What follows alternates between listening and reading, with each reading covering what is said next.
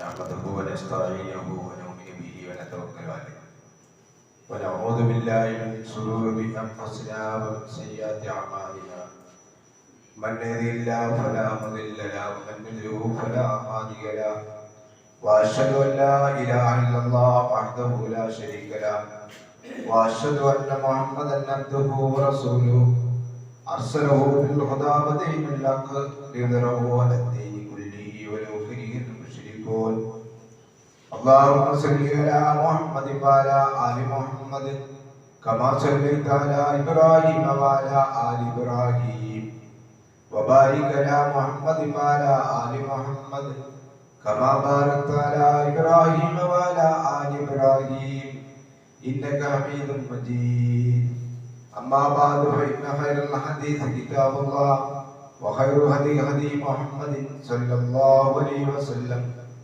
وشر الامور محدثاتها وكل محدثة بدعة وكل بدعة ضلالة وكل ضلالة في النار أيها الناس اتقوا الله حق تقاته ولا تموتن إلا وأنتم مسلمون أعوذ بالله من الشيطان الرجيم بسم الله الرحمن الرحيم وأذن في الناس بالحج يأتوك رجالا وعلى كل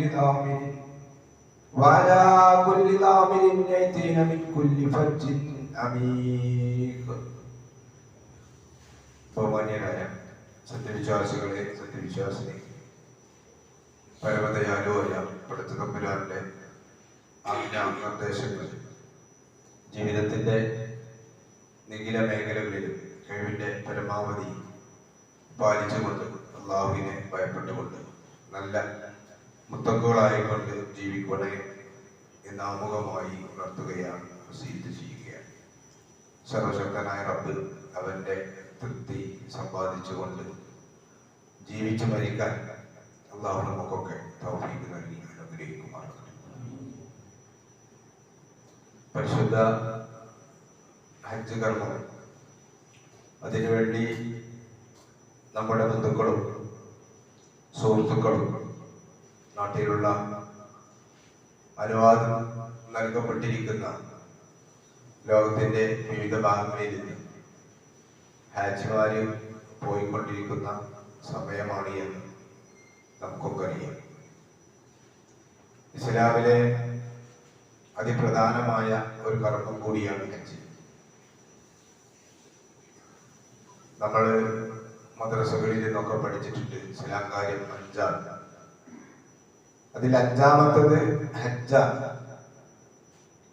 ഹജ്ജ് എന്ന് പറയുമ്പോ ഇപ്പൊ ഹജ്ജിന്റെ പ്രാധാന്യത്തെ കുറിച്ച് വിശദീകരിക്കുന്നത്, ഇനി അടുത്ത വർഷമെങ്കിലും ഹജ്ജിന് നിർബന്ധ ബാധ്യതയുള്ള സഹോദരന്മാർ സഹോദരികൾ അത് മനസ്സിലാക്കി ഒരുങ്ങാൻ വേണ്ടി കൂടിയാണ്. വിശുദ്ധ ഖുർആനും തിരുസുന്നത്തും വളരെ ഗൗരവപൂർവമാണ് ഹജ്ജിനെ കുറിച്ച് വിശദീകരിക്കുന്നത്.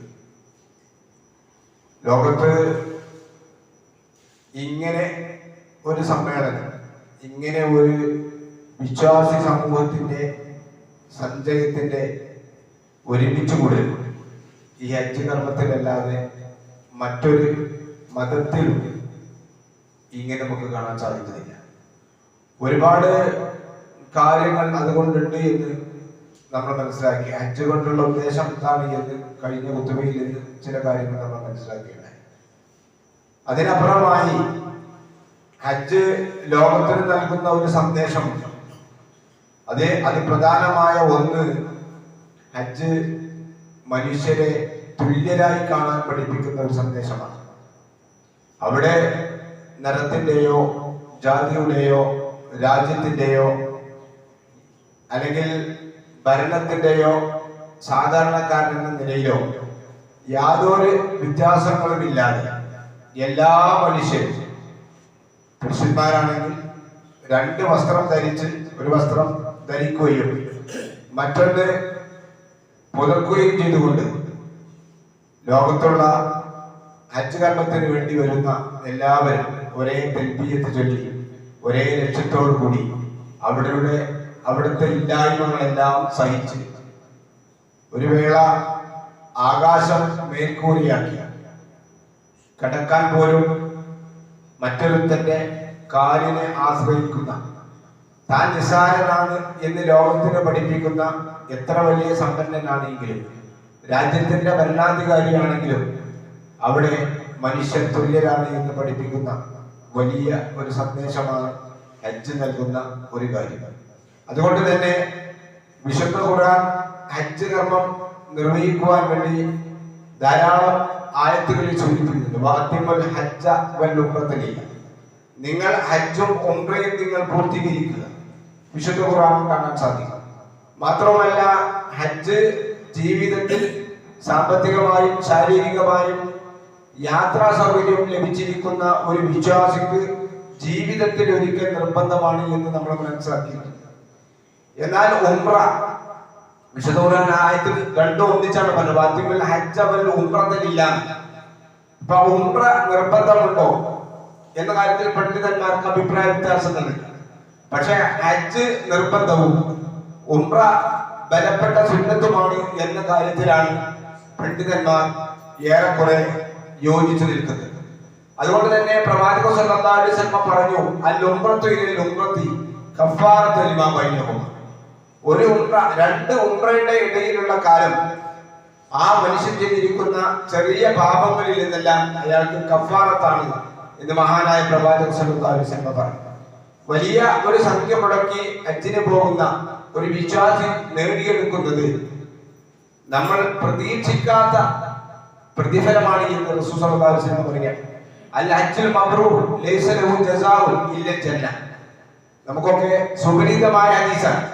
ഒരു പുണ്യകരമായ ഹജ്ജ് കർമ്മം നിർവഹിച്ച ഒരു വ്യക്തി, ഒരു ഹജ്ജുമ്മ, അവർ നേടുന്നത് ലൈസ ലഹു ജസാ, അവർക്കൊരു പ്രതിഫലവുമില്ല ഇല്ല ജന്ന, സ്വർഗമല്ലാതെ മറ്റൊരു പ്രതിഫലമില്ല. ഒരു വിശ്വാസിയെ സംബന്ധിച്ചിടത്തോളം അവളുടെ പരമമായ ലക്ഷ്യം സ്വർഗം നേടുക എന്നാണ്. അപ്പൊ ഈ ഹജ്ജ് കൊണ്ട് അവന് നേടാൻ സാധിക്കുന്നത് സ്വർഗമാണ് എന്ന് മഹാനായ പ്രവാചകൻ സല്ലല്ലാഹു അലൈഹി വസല്ലം നമുക്ക് പഠിപ്പിച്ചിട്ടുണ്ട്. പക്ഷെ ആ ഹജ്ജ് മബ്റൂറായിരിക്കണം, മഖ്ബൂലായിരിക്കണം.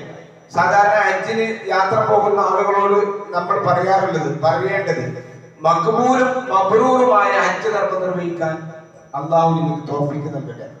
എന്താണ് ഈ മഖ്ബൂലും മബ്റൂറും എന്ന് പറഞ്ഞാൽ? മബ്റൂർ എന്ന് പറഞ്ഞാൽ പുണ്യകരമായത്, മഖ്ബൂൽ എന്ന് പറഞ്ഞാൽ സ്വീകാര്യമായത്. അപ്പൊ സ്വീകാര്യമായ ഹജ്ജായിരിക്കണം, പുണ്യകരമായിട്ടുള്ള ഹജ്ജായിരിക്കണം. അത് റസൂൽ സല്ലല്ലാഹു അലൈഹി വസല്ലം വിശദീകരിച്ചു. മബ്റൂർ എന്ന് പറഞ്ഞാൽ അൽ ഹജ്ജുൽ മബ്റൂർ ലൈസ ഫീ സുഅ വരിയ. പുണ്യകരമായ ഹജ്ജ് എന്ന് പറഞ്ഞാൽ അതിലൊരു പ്രസിദ്ധിക്ക് വേണ്ടി ചെയ്യുന്ന ഹജ്ജല്ല. എന്റെ പേരിന്റെ കൂടെ ഹജ്ജ് ചേർക്കണം, അല്ലെങ്കിൽ എന്റെ കുടുംബത്തിൽപ്പെട്ട എല്ലാവരും ഹജ്ജിന് പോയല്ലോ അതുകൊണ്ട് ഞാൻ മാത്രം ഹജ്ജിന് പോകാതിരിക്കുന്നത് ശരിയല്ലല്ലോ, എന്റെ കടയിലുള്ള എല്ലാവരും ഹജ്ജിന് പോയല്ലോ അതുകൊണ്ട് ഞാൻ ഹജ്ജിന് പോകുന്നു, ഇതല്ല. അതിനൊരു സുന്നത്ത് ഉണ്ടാകാൻ പാടില്ല, വലിയ ലോകമാന്യം ഉണ്ടാകാൻ പാടില്ല, ആളുകളുടെ പേരും പ്രശസ്തി കിട്ടാൻ വേണ്ടിയിട്ട്. അങ്ങനത്തെ ഹജ്ജ് മഖ്ബൂലും മബ്റൂറുമല്ല, മബ്റൂറല്ല. അപ്പോ മഖ്ബൂലും മബ്റൂറുമായ ഹജ്ജ് കർമ്മം നിർവഹിക്കാനാണ് ഒരു വിശ്വാസി തുനിയേണ്ടത്. അതിന്റെ ലക്ഷ്യം പടച്ച തമ്പുരാന്റെ പ്രീതി മാത്രമായിരിക്കണം, പടച്ച തമ്പുരാന്റെ വിളി, ആ വിളിക്കുള്ള ഉത്തരമായിരിക്കണം നമ്മുടെ ഹജ്ജ് കർമ്മത്തിന് പോകുമ്പോൾ ഒരു വിശ്വാസികളിൽ നിന്നും ഉണ്ടാകേണ്ടത് എന്ന് പ്രവാചകൻ സല്ലല്ലാഹു അലൈഹി വസല്ലം സൂചിപ്പിക്കാൻ. സ്ത്രീകളെ സംബന്ധിച്ചിടത്തോളം പ്രവാചകൻ സല്ലല്ലാഹു അലൈഹി വസല്ലമയോട് ഒരിക്കൽ ആയിഷ ബീവി ചോദിച്ചു, ഖുൽതു യാ റസൂലല്ലാഹ് അലി നിസാഇ ജിഹാദ്, അല്ല റസൂലേ, സ്ത്രീകൾക്ക് ധർമ്മസമരം നടത്തേണ്ടതുണ്ടോ, ജിഹാദ് നടത്തേണ്ടതുണ്ടോ, അള്ളാഹുവിന്റെ മാർഗത്തിൽ യുദ്ധം ചെയ്യേണ്ടതുണ്ടോ എന്ന് പ്രിയപത്നി ആയിഷ റളിയല്ലാഹു അൻഹ നബി സല്ലല്ലാഹു അലൈഹി വസല്ലമയോട് ചോദിച്ചപ്പോ നബി സല്ലല്ലാഹു അലൈഹി വസല്ലം മറുപടി പറഞ്ഞത് ഖാല നഅം, അതെ, നിങ്ങൾക്കും ധർമ്മസമരം നടത്തേണ്ടതുണ്ട്. റസൂൽ സല്ലല്ലാഹു അലൈഹി വസല്ലം പറഞ്ഞു, അലൈഹിന്ന ജിഹാദ് ലാ ഖിതാല ഫീഹി. നബി സല്ലല്ലാഹു അലൈഹി വസല്ലം വിശദീകരിക്കാൻ, യുദ്ധം എന്നതുകൊണ്ട്, ജിഹാദ് എന്നതുകൊണ്ട് ഉദ്ദേശിക്കുന്നത് യുദ്ധമല്ല. പുരുഷന്മാർ യുദ്ധം നടത്തുന്നത് പോലെ യുദ്ധം നടത്തണം എന്നല്ല അല്ലാഹുവിന്റെ റസൂൽ വിശദീകരിച്ചത്. അതെന്താണ്? അൽ ഹജ്ജു വൽ ഉംറ, ഹജ്ജും ഉംറയുമാണ്. സത്യത്തിൽ ഹജ്ജ് ഉംറ എന്നൊക്കെ പറയുമ്പോൾ അതിനൊരു യാത്രയാണ്. ഹജ്ജിന് യാത്ര പോവുക, എന്നാ യാത്ര പോയിട്ട് അവിടെ നിന്നും യാത്ര തന്നെയാണ്. ഇതാണ് ഹജ്ജ്. ഹജ്ജിന് വളരെ പ്രയാസപ്പെട്ട് ഈ കാലഘട്ടങ്ങളിൽ അത്ര തന്നെ പ്രയാസം അല്ല എങ്കിലും ഹജ്ജ് എന്ന് പറയുന്നതും യാത്ര എന്ന് പറയുന്നതും ഏത് കാലഘട്ടത്തിലും പ്രയാസം തന്നെയാണ്, എത്ര വലിയ സൗകര്യങ്ങൾ ലഭിച്ചാലും. അതുകൊണ്ട് ആ ഹജ്ജ് കർമ്മത്തിന് വേണ്ടിയുള്ള യാത്രയും അതിനുള്ള ഒരുക്കവുമെല്ലാം പ്രവാചകൻ സല്ലല്ലാഹു അലൈഹി വസല്ലമ ഒരു പുണ്യകരമായ കാര്യമായി കൊണ്ടാണ് നമ്മൾ വിശദീകരിച്ചിരുന്നത്. മാത്രമല്ല ഇന്ന് നമ്മുടെ സമൂഹത്തിലുള്ള ചെറിയൊരു അലംഭാവമുണ്ട്. ഹജ്ജ് എന്ന് പറയുമ്പോൾ നമ്മുടെ മനസ്സിലായി തന്നെ വരുന്നത് അതിന് കുറച്ച് പ്രായകാലമാണ്. ഒരു 60 or 65 വയസ്സായതിനു ശേഷം ചെയ്യേണ്ട കർമ്മമാണ് ഹജ്ജ് എന്നുള്ള വലിയ ഒരു തെറ്റിദ്ധാരണ നമ്മുടെ മുസ്ലിം സമൂഹത്തിലുണ്ട്. പ്രത്യേകിച്ച് നമ്മുടെ ഏരിയകളിലുണ്ട്, കേരളത്തിലും ഇന്ത്യയിലും ഒക്കെ. പക്ഷെ പലപ്പോഴും മറ്റ് രാജ്യങ്ങളിൽ നിന്ന് വരുന്ന ഹാജിമാരെ കാണുമ്പോൾ നമ്മൾ അത്ഭുതപ്പെട്ടു പോകും. ചെറുപ്പക്കാരായ ആളുകളാണ് ഹജ്ജ് കർമ്മത്തിന് പോകുന്നത്. അതുകൊണ്ട് ആദ്യം നമ്മുടെ മനസ്സിലുണ്ടാകേണ്ടുന്ന തെറ്റിദ്ധാരണ തിരുത്തേണ്ടത് അതിന് കുറച്ച് പ്രായമായി ചെയ്യേണ്ടുന്ന കർമ്മമല്ല. നമുക്ക് സാമ്പത്തികമായും ശാരീരികമായും യാത്രാ സൗകര്യവും ലഭിച്ചിട്ടുണ്ടെങ്കിൽ ജീവിതത്തിൽ ആദ്യം ചെയ്യേണ്ടുന്ന ഒരു കർമ്മമാണ് ഹജ്ജ്. നമ്മൾ വളരെ ശ്രദ്ധിക്കുക, അതിന് പ്രായത്തിന് വ്യത്യാസമൊന്നുമില്ല. രണ്ടാമത് സമൂഹത്തിലുള്ള ഒരു തെറ്റിദ്ധാരണ, പലപ്പോഴും ആളുകൾ പറയും അതിനിപ്പോ എന്താ, ഇബ്രാഹിം നബിന്റെ വെളിയാളം കിട്ടിയിട്ടില്ല, അങ്ങനെയാണ് പറയുന്നത്. ഇബ്രാഹിം നബിന്റെ വെളിയാളം കിട്ടിയിട്ടില്ല. അത് പിന്നെ വേറൊരു തെറ്റിദ്ധാരണ ഉള്ളത്, നമ്മുടെ ജീവിതത്തിൽ നമ്മൾ ചെയ്തു തീർക്കേണ്ടുന്ന എല്ലാ ബാധ്യതകളും നിർവഹിച്ചതിന് ശേഷമാണ് നമ്മുടെ ചേർത്ത് നിർവഹിക്കേണ്ടത്. ഇപ്പൊ നമ്മളെ പെരപ്പണി പൂർത്തിയാക്കണം, നമ്മളെ മക്കളെ കെട്ടിക്കണം, നമുക്ക് വേറെ എന്തെങ്കിലും വേർപാടുണ്ടോ, ഇതെല്ലാം കഴിഞ്ഞതിന് ശേഷം നിർവഹിക്കേണ്ടുന്ന ഒരു കർമ്മമല്ല ഹജ്ജ് എന്നുകൂടി എന്റെ പ്രിയപ്പെട്ട സഹോദരിമാർ മനസ്സിലാക്കുക. വിശുദ്ധ ഖുർആൻ സൂറത്ത് ഹജ്ജിലെ 27-ാമത്തെ വചനമാണ് ഞാൻ ആമുഖമായി ഓതിക്കേൽപ്പിച്ചത്.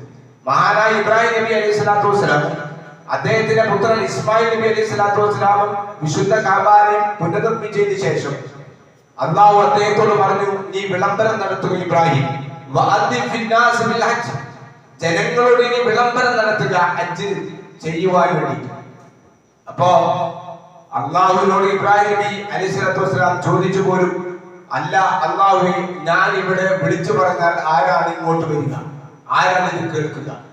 അപ്പൊ അള്ളാഹു ഇബ്രാഹിം നബിയോട് പറഞ്ഞു, താങ്കൾ വിളംബരം നടത്തിയാൽ മതി, അത് ജനങ്ങളിലേക്ക് എത്തിക്കേണ്ടുന്ന ഉത്തരവാദിത്വം എന്റേതാണ്, അള്ളയാണ്, എന്റേതാണ് എന്ന് മഹാനായ പ്രവാചകന്റെ ഹദീസുകളിൽ കാണാൻ സാധിക്കും. ആ വിളംബരമാണ് ഇബ്രാഹിം നബി അലൈഹി സ്വലാത്തു വസ്സലാമിന്റെ ആ വിളംബരം കേട്ടുകൊണ്ടാണ് ദശാബ്ദങ്ങളായി ലക്ഷക്കണക്കിന് ആളുകളാണ് ഓരോ വർഷവും ഇബ്രാഹിം നബി അലൈഹി സ്വലാത്തു വസ്സലാമിന്റെ ഈ പ്രഖ്യാപനം, ഈ വിളംബരത്തിന് ഉത്തരം നൽകി, അള്ളാഹുവിന്റെ വിളംബരത്തിന് ഉത്തരം നൽകിക്കൊണ്ടുവരുന്നത്.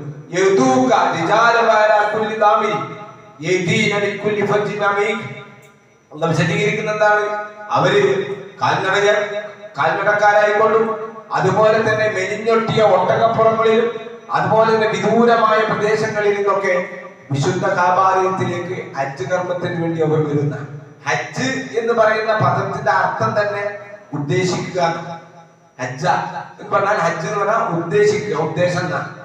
ഈ കർമ്മം നിർവഹിക്കണമെന്ന് നമ്മുടെ സമുദായത്തിലെ ആളുകൾ കൃത്യമായി മനസ്സിലാക്കണം എന്ന നിലയിലാണ് ഇത്രയും കാര്യങ്ങൾ നിങ്ങളുടെ ശ്രദ്ധയിൽപ്പെടുത്തിയത്.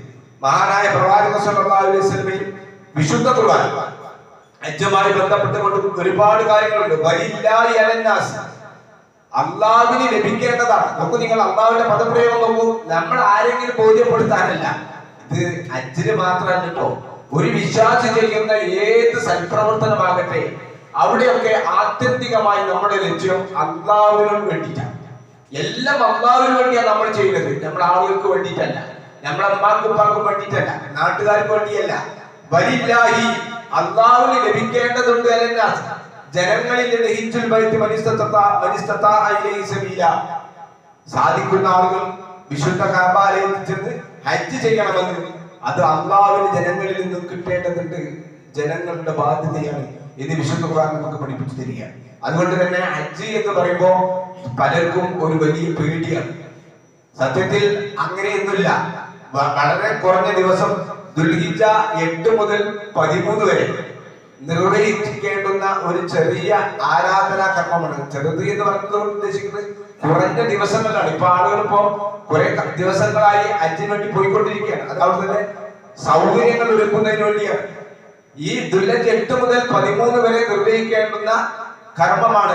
വിശുദ്ധ കാബാലയത്തിലും മിനയിലും അറഫയിലും സഫാ മർവയിലും മുസ്ദലിഫയിലും ഒക്കെ നിർവഹിക്കേണ്ടുന്ന, അവിടെ രാത്രി താമസിക്കുകയും കല്ലെറിയുകയും തവാഫ് ചെയ്യുകയും അതുപോലെ തന്നെ സയ്യി നടത്തുകയും അതുപോലെ തലമുട്ടലം നടത്തുകയും ചെയ്യുന്ന കുറെ കർമ്മങ്ങൾ കൂടിയിരിക്കുന്ന ഒരു ആരാധനാ ക്രമമാണ് ഹജ്ജ് എന്നുള്ളത് നമുക്ക് മനസ്സിലാക്കാൻ സാധിക്കും. അതുകൊണ്ട് എന്റെ പ്രിയമുള്ള സഹോദരന്മാരെ സഹോദരിമാരെ, ഇപ്പൊ നമ്മൾ ആലോചിക്കേണ്ടത്, തീരുമാനിക്കേണ്ടത് സാമ്പത്തികമായും ശാരീരികമായും യാത്രാ സൗകര്യവും ലഭിച്ചിരിക്കുന്ന ആളുകൾ ഹജ്ജ് കർമ്മം നിർവഹിക്കാതെ മരിച്ചു പോകരുത്.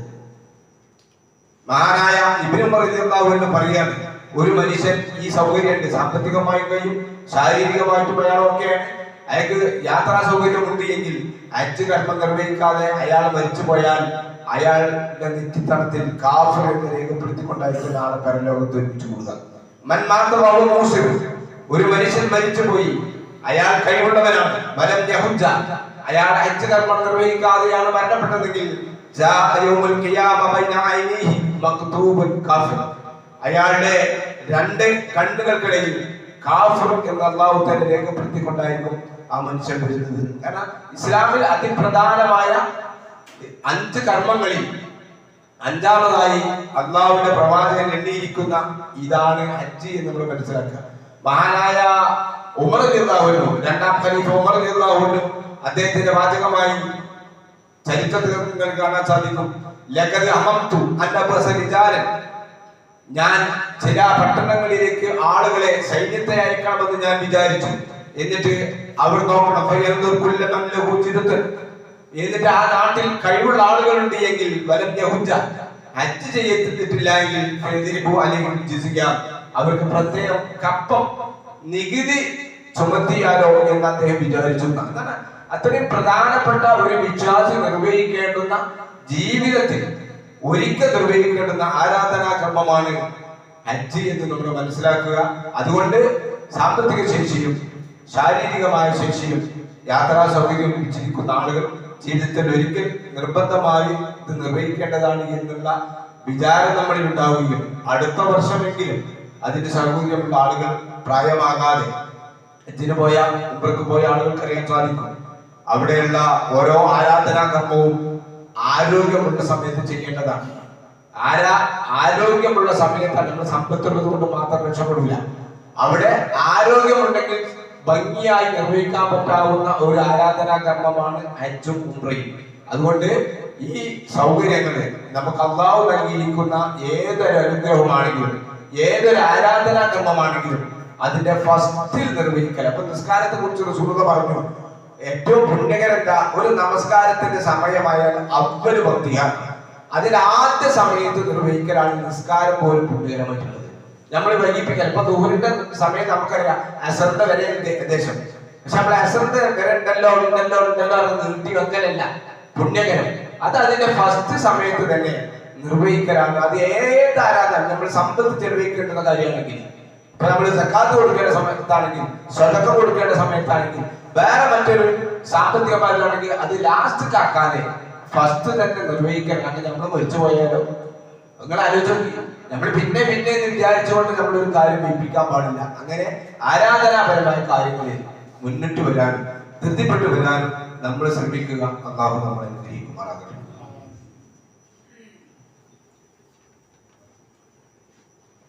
അൽഹംദുലില്ലാഹ് സല്ലല്ലാഹു അലൈഹി മുഹമ്മദ് വഅലാ ആലി മുഹമ്മദ് കമാ സല്ലൈത അലാ ഇബ്രാഹിം വഅലാ ആലി ഇബ്രാഹിം ഇന്നക ഹമീദും മജീദ്. ഇത്തഖുല്ലാഹി ഫാറഹ. ബഹുമാന്യരായ സഹോദരന്മാരെ സഹോദരികളെ, അല്ലാഹുവിനെ സൂക്ഷിച്ചുകൊണ്ട് ജീവിക്കണമേ എന്ന് ഒരിക്കൽ കൂടി ഉണർത്തുകയാണ്. വിശുദ്ധ ഖുർആനിലെ ഏറ്റവും ചെറിയ ഒരു സൂറയാണ് സൂറത്തുൽ കൗസർ. ഇന്നാ അഅതൈനാകൽ കൗസർ ഫസല്ലി ലിറബ്ബിക വൻഹർ ഇന്ന ശാനിയക ഹുവൽ അബ്തർ. നമുക്ക് എല്ലാവർക്കും കാണാൻ പാടും. ഈ സൂറയിൽ അല്ലാഹു വിശദീകരിക്കുന്ന ചില കാര്യങ്ങളുണ്ട്. ഇത് നമ്മുടെ ബലിപെരുന്നാളുമായി ബന്ധപ്പെട്ടുകൊണ്ട് നമ്മുടെ ഒരു പുണ്യകരവുമായ പ്രവർത്തനവുമായി ബന്ധപ്പെട്ടുകൊണ്ട് അള്ളാഹു വിശദീകരിക്കുന്ന ആയത്താണ്. ഇന്നാ അത്വൈനാക്കൽ കൗസർ. നബിയെ സംബോധന ചെയ്തുകൊണ്ട് അള്ളാഹു പറയാണ്, നബിയെ താങ്കൾ ഞാൻ ധാരാളം നൽകിയിരിക്കുന്നു. കൗസർ പണ്ഡിതന്മാർ അതിനെക്കുറിച്ച് വിശദീകരിക്കുന്നത് ഹൗദുൽ കൗസറാണ് എന്നും ഹദീസ് ഗ്രന്ഥങ്ങളിൽ കാണാൻ സാധിക്കുന്നത്. ധാരാളം അനുഗ്രഹങ്ങൾ നബിയെ താങ്കൾക്ക് നൽകിയിരിക്കുന്നു. അതുകൊണ്ട് ഫസല്ലി, അതിനാൽ നീ അള്ളാഹുവിനെ നമസ്കരിക്കുക, അള്ളാഹുവിനെ നമസ്കരിക്കുക. നബി അങ്ങനെയായിരുന്നു. നമുക്കറിയാം, നബി സല്ലല്ലാഹു അലൈഹി വസല്ലം കാലിൽ നീര് വരുവോളം സുന്നത്ത് നിസ്കരിച്ചിരുന്നു. അപ്പോഴാണ് ആയിഷ ബീവി ചോദിച്ചത്, എന്തിനാ നബി നിങ്ങൾ ഇങ്ങനെ കഷ്ടപ്പെടുന്നത്? നിങ്ങൾക്ക് പാപങ്ങളൊക്കെ അള്ളാഹു തന്നെ പുറത്തു തന്നെ. അപ്പോഴും നബി സല്ലല്ലാഹു അലൈഹി വസല്ലം ആയിഷ ബീവിക്ക് നൽകുന്ന സന്ദേശം എന്താണ്? അഫല അൻ അകൂന അബ്ദൻ ശുക്കൂറ. ആയിഷ, നന്ദിയുള്ള ഒരു അടിമയായി ഞാൻ ജീവിക്കേണ്ടത്. ഇത് അള്ളാന്റെ റസൂലാണ്. നിങ്ങൾ ആലോചിച്ച് നോക്കണം. അപ്പൊ എല്ലാ പാപങ്ങളിൽ നിന്നും വിമുക്തനായ റസൂലുള്ള കാലിൽ നീര് വരുവോളം സുന്നത്ത് നമസ്കരിച്ചിരുന്നു, അള്ളാഹുവിനോട് അടുത്തിരുന്നു എന്ന് പറയുമ്പോൾ നമ്മൾ എത്രമാത്രം നമുക്ക് അള്ളാഹു നൽകിയിരിക്കുന്ന അനുഗ്രഹങ്ങൾക്ക് ശുക്ർ ചെയ്യണം. നമ്മൾ ആലോചിക്കണം. നമ്മുടെ കർമ്മം കൊണ്ട്, നമ്മുടെ പ്രവർത്തനങ്ങൾ കൊണ്ട്, സൽക്കർമ്മങ്ങൾ കൂടുതൽ വർദ്ധിപ്പിച്ചുകൊണ്ട് അള്ളാഹുവിനോട് അടുക്കുന്നത് നബിയോടുള്ള മാത്രം ഒരു കൽപ്പനയല്ല, നമുക്കൊക്കെ ഉള്ളതാണ്. നമുക്കും അള്ളാഹു ഇന്നാലത്തെ നാക്കൽ കൗസരം. നിങ്ങൾ ഓരോരുത്തർക്കും ഓതിയിട്ടുണ്ട്, നിങ്ങൾക്ക് ഞാൻ ധാരാളം നന്മ നൽകിയില്ലേ? എന്തെല്ലാം നന്മയാണ് നമുക്ക് ഓരോരുത്തർക്കും നൽകിയത്. നമ്മളെ ആരോഗ്യം, നമ്മളെ മക്കള്, നമ്മളെ സമ്പത്ത്, നമ്മളെ നല്ല വീട്, നമ്മളെ നല്ല വാടക, നമ്മളെ നല്ല എന്തെല്ലാം സൗകര്യങ്ങൾ, നല്ല ഭക്ഷണം, നല്ല വസ്ത്രം, ഇതൊക്കെ ഇല്ലാത്ത എത്രയോ ആളുകൾ നമ്മുടെ ലോകത്ത് ജീവിച്ചിരിക്കുന്നത്. ഈ ആയത്തിൽ നമ്മുടെ മനസ്സിലാക്കാൻ പറയണേ, ഇന്നാത്തെ നിനക്ക് നാം ധാരാളം നൽകില്ലേ, ധാരാളം അനുഗ്രഹം നൽകിയില്ലേ? ഫസല്ലി, അതുകൊണ്ട് നീ നമസ്കരിക്കുക. പോരാ, നീ അള്ളാഹുവിന് വേണ്ടി ബലി അർപ്പിക്കുകയും ചെയ്യുക, ബലികർമ്മം നിർവഹിക്കുകയും ചെയ്യുക. ഇസ്ലാം വളരെ പുണ്യകരമായി പറഞ്ഞിരിക്കുന്ന ഒരു കാര്യമാണ് ബലികർമ്മം. ഈ ആയത്തിനെ വിശദീകരിച്ചുകൊണ്ട് പണ്ഡിതന്മാർ പറയുന്നത് ബലികർമ്മം അമ്രഫീലിലാണ് അന്ന് പറഞ്ഞിരിക്കുന്നത്, കൽപ്പനാക്രിയയിലാണ്. അതുകൊണ്ട് ചില പണ്ഡിതന്മാർ പറഞ്ഞു, സാമ്പത്തികമായ ശേഷിയുള്ള ഒരു മനുഷ്യൻ ബലികർമ്മം നിർവഹിക്കൽ വാജിബാണ് എന്ന് പറഞ്ഞ പണ്ഡിതന്മാർ, നിർബന്ധമാണ് എന്ന് പറഞ്ഞിട്ടുണ്ട്. പക്ഷേ ഭൂരിപക്ഷം പണ്ഡിതന്മാരും പറഞ്ഞു ബലികർമ്മം സുന്നത്തുൽ മുഅക്കദ, ബലപ്പെട്ട ഒരു സുന്നത്താണ് എന്ന് പണ്ഡിതന്മാർ ഏകദേശം ഏകോപിച്ച് പറഞ്ഞിട്ടുണ്ട്. മാത്രമല്ല, പ്രവാചകൻ സല്ലല്ലാഹു അലൈഹി വസല്ലമയുടെ ജീവിതത്തിൽ, മദീന ജീവിതത്തിൽ പ്രവാചകൻ വഫാത്താവുന്നത് വരെ എല്ലാ കൊല്ലവും പ്രവാചകൻ സല്ലല്ലാഹു അലൈഹി വസല്ലം മൗദൂഇ നടത്തിയിരുന്നു. ഹദീസ് കാണാൻ ആടുകളെയൊക്കെ പ്രവാചകൻ സല്ലല്ലാഹു അലൈഹി വസല്ലം കൂടുതലായി ഇറത്തിയിരുന്നത്. അതുകൊണ്ട് എന്റെ പ്രിയപ്പെട്ട സഹോദരന്മാരെ, സഹോദരികളെ, ബലി പെരുന്നാൾ വരാൻ പോവുകയാണ്. ബലി പെരുന്നാളിനാണ്, ബലി അറുക്കുന്നത് കൊണ്ടാണ് ആ പെരുന്നാളിന് അങ്ങനെ പേര് വന്നത്. ആടാണെങ്കിൽ നമുക്കറിയാം, ഒരാൾക്ക് ഒരാട്, ഒരു കുടുംബത്തിന് വേണമെങ്കിൽ ഒരാളറക്കാം എന്ന് പണ്ഡിതന്മാർ പറഞ്ഞിട്ടുണ്ട്. മാടുകളാണെങ്കിൽ നമുക്ക് വിശദീകരിക്കേണ്ട ആവശ്യമില്ല, നമുക്ക് അറിയുന്ന സംഖ്യ. മാടുകളാണെങ്കിൽ 7 വരെ അതിൽ ചേരാൻ പറ്റില്ല. 7 തന്നെ വേണം നിർബന്ധമല്ല. 4 ആൾക്ക് വേണമെങ്കിൽ ഒരു മാടിന് ഇറക്കാം, 5 ആൾക്ക് വേണമെങ്കിൽ ഇറക്കാം, 3 ആൾക്ക് വേണമെങ്കിൽ ഇറക്കാം. 7 വരെ, 7ന്റെ അപ്പുറത്ത് പോകാൻ പാടില്ല എന്നുള്ളത് ഇത് നമ്മൾ ശ്രദ്ധിക്കേണ്ടുന്ന ഒരു കാര്യമാണ് എന്ന് സൂചിപ്പിക്കുകയാണ്. പിന്നെ നമുക്കറിയാം, ബലിയെറുക്കുമ്പോൾ അതിന് ന്യൂനതകൾ ഉണ്ടാകാൻ പാടില്ലാത്ത മൃഗങ്ങളെയാണ് അറുക്കേണ്ടത്. ഒന്നും വിശദീകരിക്കേണ്ട ആവശ്യമില്ല. അന്ധത ഉണ്ടാകാൻ പാടില്ല, രോഗങ്ങൾ ഉണ്ടാകാൻ പാടില്ല, വൈകല്യങ്ങൾ ഉണ്ടാകാൻ പാടില്ല. അതിന് ആടുകൾക്കും ആടുകൾക്കൊക്കെ നിശ്ചയിച്ചിരിക്കുന്ന പ്രായമാകണം. ഇതൊക്കെ അതിന്റെ നിബന്ധനകളായി പണ്ഡിതന്മാർ വിശദീകരിച്ചിരിക്കുന്ന കാര്യമാണ്. അത് പ്രവാചകൻ സല്ലല്ലാഹു അലൈഹി വസല്ലമയുടെ ഒരു ഹദീസിൽ കാണാൻ സാധിക്കും. സാമ്പത്തികമായ ശേഷിയുള്ള ആളുകൾ ഉദീയത്ത് അറുക്കാതെ വിമുഖത കാണിക്കാൻ പാടില്ലെന്ന പ്രേരണ കൽപ്പിക്കുന്ന ഒരുപാട് ഹദീസുകൾ.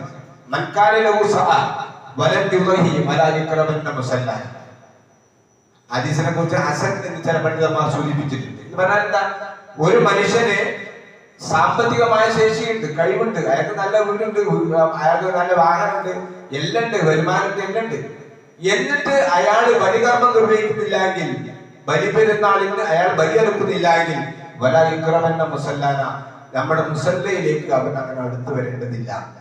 പള്ളിയിലേക്ക് അല്ലെങ്കിൽ ഈദ്ഗാഹിലേക്ക് വരാൻ വേണ്ടിയിട്ട് അത്ര താല്പര്യം കാണിക്കേണ്ട കഴിവുള്ളവരോടാണ്. അപ്പൊ ജീവിതത്തിൽ അങ്ങനെ ഒരു സുന്നത്ത് നമുക്ക് കഴിയുമെങ്കിൽ നമ്മളൊക്കെ ഓരോരുത്തരും ആലോചിച്ച് നോക്കുക, അത് സുന്നത്തല്ലേ എന്ന് പറഞ്ഞപ്പോൾ ബലികർമ്മത്തിന് പലപ്പോഴും നമ്മൾ കാണുന്നത് എല്ലാ കൊല്ലവും അറുക്കുന്ന അതിന് ഷെയർ കൂടുന്ന ആളുകൾ ഷെയർ കൂടും. എന്നാ പുതുതായി ഒരാള് ഇതിപ്പോ ഞാൻ ചെയ്യേണ്ടതാണെന്നൊരു ധാരണ. അല്ലാന്റെ റസൂൽ സുന്നത്തായി പറഞ്ഞിരിക്കുന്ന ഒരു കാര്യം നമ്മുടെ ജീവിതത്തിൽ കഴിയുമെങ്കിൽ നമുക്ക് കഴിയില്ലെന്ന് തീരുമാനിക്കണേ നമ്മളാണ്. പറ്റുമെങ്കിൽ എല്ലാവരും ബലികർമ്മത്തിന് നിങ്ങൾ പങ്കാളികളാണ് എന്ന് സൂചിപ്പിക്കാം. ഇനി ആരെങ്കിലും ബലികർമ്മത്തിന് ഉദ്ദേശിക്കുന്നുവെങ്കിൽ അവർ പാലിക്കേണ്ടുന്ന ഒരു മര്യാദ പ്രവാചകൻ സല്ലല്ലാഹു അലൈഹി വസല്ലം സൂചിപ്പിക്കുക.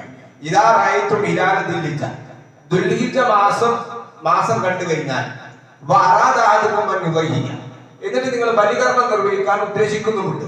ദുൽഹിജ്ജ 1 മതിട്ടോ, ഇപ്പൊ വേണ്ട. ഇന്നലെ ഒരാൾ സംശയം ചോദിച്ചു, ഇങ്ങനെ ഉദയത്തിന് കൂടാൻ ഉദ്ദേശിക്കുന്ന ആളുകൾ ഇപ്പൊ തന്നെ ഈ കാര്യങ്ങൾ ചെയ്യേണ്ടതുണ്ടോ? ഇല്ല. ദുൽഹിജ്ജ 1 ആയതിനു ശേഷം ബലി അറുക്കുന്നത് വരെ, ദുൽഹിജ്ജ 1 മുതൽ 10 വരെ, അല്ല ഇനി 10-നല്ല 11-നാണ് അറുക്കുന്നതെങ്കിൽ അതുവരെ, അറുക്കുന്നത് വരെ അയാളുടെ നഖവും അയാളുടെ മുടിയും അയാൾ നീക്കാൻ പാടില്ല എന്ന് പ്രവാചകൻ സല്ലല്ലാഹു അലൈഹി വസല്ലം അതിന്റെ ഒരു മര്യാദയായി പഠിപ്പിക്കാൻ. അത് നിർബന്ധം എന്ന് പറഞ്ഞുകൂടാ. ഇവരാൾ നിർബന്ധമായിട്ട് അവർ ചെയ്യുകയാണെങ്കിൽ കുറ്റം തന്നെ. സുന്നത്തായി പ്രവാചകൻ സല്ലല്ലാഹു അലൈഹി വസല്ലം നമുക്ക് പഠിപ്പിച്ചത്. അതുകൊണ്ട് എന്റെ പ്രിയപ്പെട്ട സഹോദരന്മാർ, ഈ ബലിപെരുന്നാളിന് ഏറ്റവും പുണ്യമുള്ളത് റസൂലുള്ളാഹി പറഞ്ഞ മറ്റൊരു ഹദീസിൽ പെരുന്നാളിന് ഏറ്റവും ശ്രേഷ്ഠകരമായ അമൽ എന്താ? ഇഹ്റാഖും ദമ്മുന്നാണ്. എന്നാൽ ബലിയെറുക്കലാണ്. അതുകൊണ്ട് ആ പുണ്യത്തിൽ നിങ്ങൾ ചേരണം എന്ന് സൂചിപ്പിക്കുകയാണ്. നമ്മുടെ മകനിൽ നമ്മൾ സംഖ്യ നിശ്ചയിച്ചിരിക്കുന്നത് 8000 രൂപയാണ് ഒരു ഷെയറിന്. അതിൽ കൂടുതൽ ആവശ്യമുണ്ടെങ്കിൽ ചിലപ്പോൾ ചോദിക്കും. അത് ഏറെയാണെങ്കിൽ നിങ്ങൾക്ക് തിരിച്ചു തരികയും ചെയ്യും. സാധാരണ അങ്ങനെയാണ്. അത് ഈ മാസം 31-ന് മുമ്പായി നമ്മുടെ ഉമർ മദനിയെയോ അല്ലെങ്കിൽ മുസ സുലമിയെയോ ഏൽപ്പിക്കേണ്ടതാണ്.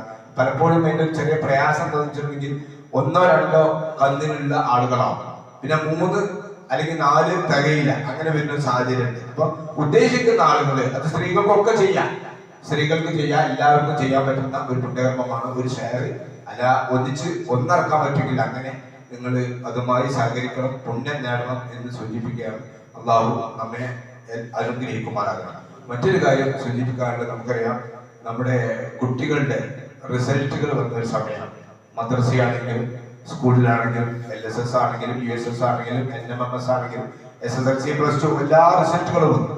ആ നല്ല ഉന്നത വിജയം നേടിയ എല്ലാ കുട്ടികളെയും ആദ്യമായി അഭിനന്ദിക്കുകയാണ് നമ്മുടെ ഈ മഹലിന് വേണ്ടിയിട്ട്. മറ്റൊരു കാര്യം, അതിൽ അഭിനന്ദിക്കേണ്ടത് ഈ കുട്ടികളെ മാത്രമല്ല, സാധാരണഗതിയിൽ പഠനത്തിന് നല്ല പ്രാധാന്യം കൽപ്പിച്ച ഒരു മതമാണ് ഇസ്ലാം. അതുകൊണ്ട് തന്നെ ഈ പഠനത്തിലെ ഒരു കുട്ടിയുടെ മികവില് പ്രധാനമായും 3 ആളുകളാണ് അതിൽ ഭാഗമാക്കുന്നത്.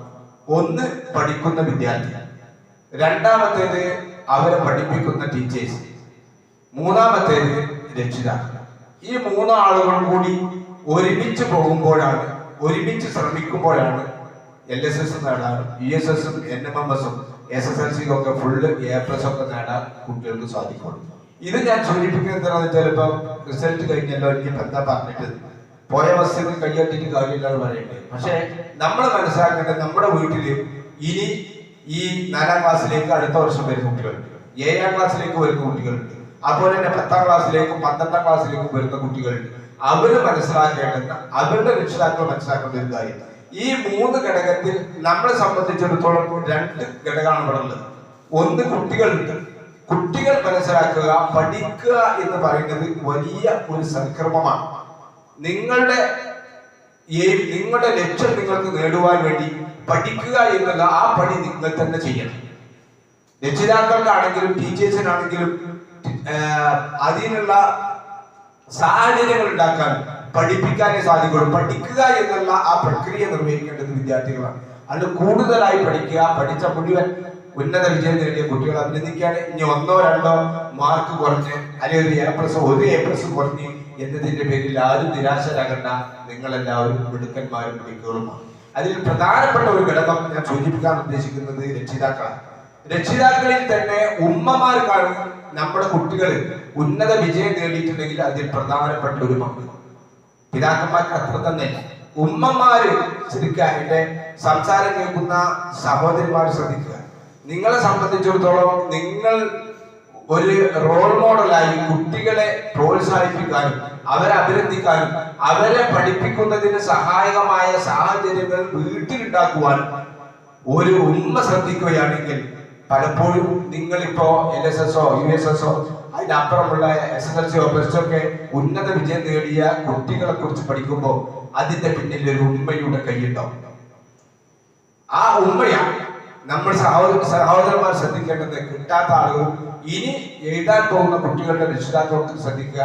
ഉമ്മമാർക്ക് നമ്മൾ വീട്ടിൽ പഠിക്കാനുള്ള ഒരു സാഹചര്യം, ആ മക്കളെ പഠിപ്പിക്കാനുള്ള ഒരു സാഹചര്യം വീട്ടിലുണ്ടാക്കണം. ഏറ്റവും ലളിതമായി പറഞ്ഞാൽ നമുക്ക് അങ്ങാടിയിൽ നിന്ന് മധ്യ ആദായത്തിന് കിട്ടി മാരിവിന് ശേഷം നമ്മൾ ഉമ്മാരത്ത് കൊണ്ടുകൊടുത്ത് ഭാര്യമാരത്ത് കൊണ്ടുകൊടുത്തിട്ട് ഇത് പോയി നന്നാക്കി ഇത് കളിയൊക്കെ എന്ന് പറയുന്ന ഒരു സാഹചര്യം ഒരു ഭരത്തിൽ ഉണ്ടാകാൻ പാടില്ല. ആ സമയം നമ്മുടെ മക്കളെടുത്ത് ഇരുന്ന് പഠിക്കാനും പഠിപ്പിക്കാനുള്ള പ്രേരണ നൽകേണ്ടുന്ന ഒരു സാഹചര്യമാണ്. നമ്മൾ ശ്രദ്ധിക്കണ്ട, ഉമ്മമാരും ശ്രദ്ധിക്കുക. എന്തുകൊണ്ട് എന്റെ കുട്ടിക്ക് ഇത് ലഭിക്കാതെ പോകുന്നു? അതിന്റെ ഒരു കാരണം ചിലപ്പോൾ നമ്മുടെ മൊബൈലിന്റെ അമിതമായ ഉപയോഗമായിരുന്നു. അതിന് ശേഷം വിശുദ്ധ ഖുർആൻ പോലും പാരായണം ചെയ്യാതെ വീട്ടിലിരുന്ന് മൊബൈലോ കമ്പ്യൂട്ടറോ ടിവിയോ അതിനെ പണിയെടുത്ത് അത് കണ്ടുകൊണ്ടിരിക്കുന്ന ഒരു രക്ഷിതാവിൽ നിന്ന്, ഒരു ഉമ്മയിൽ നിന്ന് അവരുടെ കുട്ടികൾക്ക് ഇങ്ങനത്തെ മികച്ച വിജയം നേടാൻ സാധിച്ചു കൊള്ളണമെന്നില്ല. നമ്മൾ ശ്രദ്ധിക്കുക. നമ്മൾ രക്ഷിതാവ് എന്ന നിലയിൽ നമുക്ക് നല്ല ഉത്തരവാദിത്തങ്ങൾ ഉണ്ട്. നമ്മുടെ കുട്ടി നന്നാകണോ പഠിക്കണോ എന്നതിന് ഉമ്മമാർക്കും അത്ര തന്നെ ഇല്ല എങ്കിൽ ഉപ്പമാർക്കും അതിൽ പങ്കാളിത്തമുണ്ട് എന്നുകൂടി സൂചിപ്പിക്കുകയാണ്. ഏതായാലും എല്ലാ വിജയങ്ങളെയും ഒരിക്കൽ കൂടി അഭിനന്ദിക്കുകയാണ്. പഠിച്ച തമ്പുരാൻ നമ്മളിൽ നിന്ന് മുന്നു പോയിരിക്കുന്ന ചെറുതും വലുതുമായ എല്ലാ തെറ്റുകുറ്റങ്ങളും നമുക്ക് പുറത്ത് മാപ്പാക്കി തരുമാറാകട്ടെ. നമ്മളിൽ നിന്ന് രോഗം കൊണ്ട് പ്രയാസപ്പെടുന്ന ഒരുപാട് സഹോദരന്മാരുണ്ട്. ആശുപത്രിയിൽ ഓപ്പറേഷന് വിധേയമായി വീട്ടിൽ വിശ്രമിക്കുന്ന നമ്മുടെ സഹോദരങ്ങളുണ്ട്. ആശുപത്രികളിൽ ഓപ്പറേഷനുമായി കിടന്നുകൊണ്ടിരിക്കുന്ന സഹോദരന്മാരുണ്ട്. നമ്മുടെ മഹലിലെ പല ആളുകളും അല്ലാഹു അവരുടെ രോഗങ്ങളെല്ലാം അവർക്ക് ശിഫ നൽകി അനുഗ്രഹിക്കുമാറാകട്ടെ. വളരെ യാദൃശികമായി പെട്ടെന്ന് വിദേശത്ത് നിന്ന് മരണപ്പെട്ടു പോയ ചില ബന്ധുക്കളുണ്ട്. അല്ലാഹു ആ സഹോദരന്മാർക്ക് അവരുടെ പാപങ്ങൾ പുറത്തു കൊടുത്ത് സ്വർഗപ്രവേശനം നൽകി അനുഗ്രഹിക്കുമാറാകട്ടെ. പ്രത്യേക നരകാഗ്നിയിൽ നിന്ന് ഖബർ ശിക്ഷയിൽ നിന്നും അല്ലാഹു നമ്മയൊക്കെ കാത്തുരക്ഷിക്കുമാറാകട്ടെ. നമ്മളിൽ നിന്ന് വിട പറഞ്ഞു പോയിരിക്കുന്ന നമ്മുടെ പ്രിയപ്പെട്ട മാതാപിതാക്കൾ, ജ്യേഷ്ഠാനുജന്മാർ, സഹോദരന്മാർ, സഹോദരിമാർ, ബന്ധുമിത്രാദികൾ, അല്ലാഹു അവർക്ക് മഗ്ഫിറത്തും മർഹമത്തും നൽകി അനുഗ്രഹിക്കുമാറാകട്ടെ. اللهم اغفر للمؤمنين والمؤمنات والمسلمين والمسلمات انك مجيب الدعوات يا قاضي الحاجات. ربنا هب لنا من ازواجنا وذرياتنا قرة اعين واجعلنا للمتقين اماما. ربنا تقبل منا دعاءنا انك انت السميع العليم وتب علينا انك انت التواب الرحيم. واخر دعوانا الحمد لله رب العالمين.